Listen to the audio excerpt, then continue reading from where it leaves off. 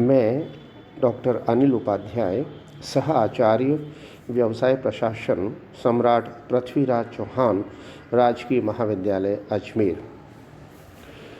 हम आज बीकॉम पाठ प्रथम के विद्यार्थियों के लिए प्रबंध की सीमाओं के संदर्भ में जानने का प्रयत्न करेंगे। जहाँ तक हमने अभी तक प्रबंध के महत्व, क्षेत्र और प्रबंध की अन्य बातों के बारे में जानकारी प्राप्त की, हमारे लिए यह बात भी जानना आवश्यक है कि प्रबंध की कुछ सीमाएं भी कुछ प्रबंध विद्वानों के द्वारा बतलाई गई हैं।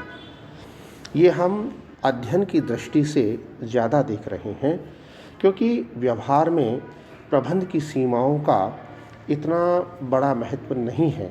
फिर भी अध्ययन की दृष्टि से हम आज इस बात को जानने का प्रयत्न करेंगे कि प्रबंध की सीमाएं क्या क्या हैं। सबसे पहला विषय इसके अंतर्गत आता है कि यह सामाजिक विज्ञान है। हम सब जानते हैं कि प्रबंध का जो प्रयोग किया जाता है उससे समाज का, मानव का निकट का संबंध होता है, और इस कारण से सामाजिक विज्ञान का प्रबंध के संदर्भ में बहुत ज़्यादा महत्व होता है।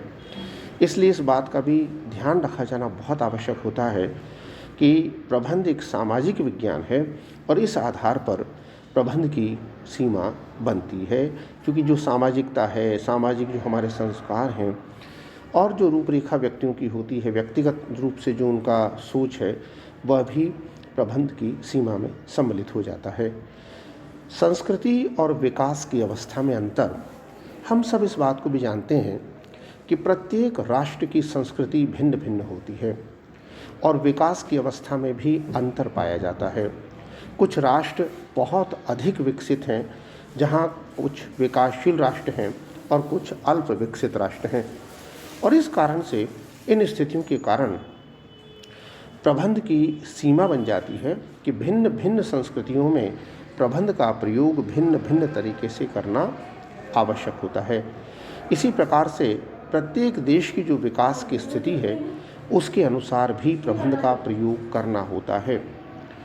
प्रबंध की संकल्पनाओं में निरंतर परिवर्तन, प्रबंध का क्षेत्र भी इस प्रकार का है कि जिसमें निरंतर रूप से नवाचार का प्रयोग किया जाता है, और इस कारण से प्रबंध की विधाओं में, प्रबंध की तकनीकों में लगातार परिवर्तन आता है, और इस कारण से हम ये देखते हैं कि प्रबंध की संकल्पनाओं में लगातार परिवर्तन होने से भी प्रबंध को जिस रूप में वर्तमान में है उस रूप में प्रयोग करने में कुछ समस्याएं आती हैं।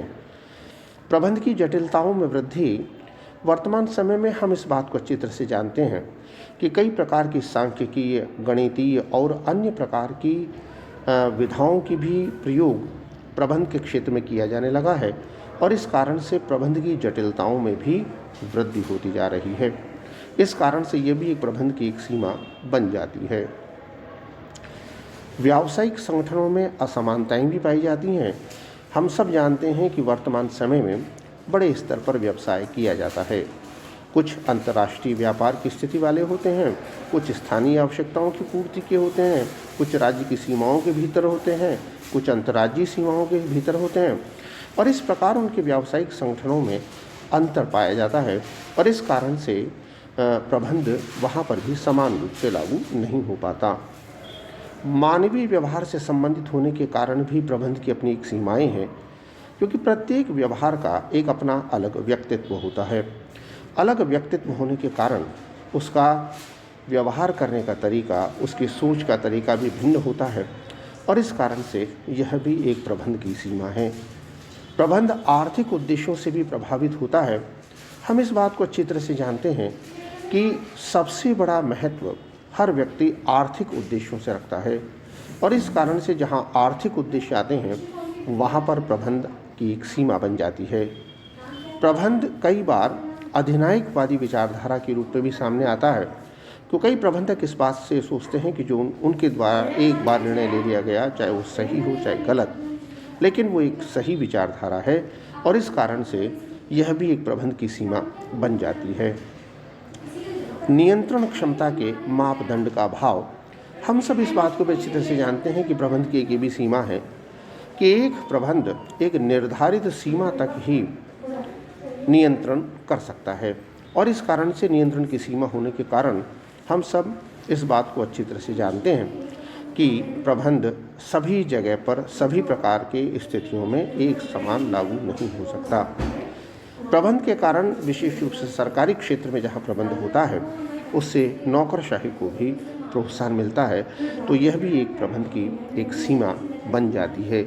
तो इस प्रकार आज हमने इस विषय के अंतर्गत इन बिंदुओं पर विचार किया, जानने का प्रयत्न किया कि प्रबंध की सीमाएं क्या क्या हो सकती हैं। धन्यवाद।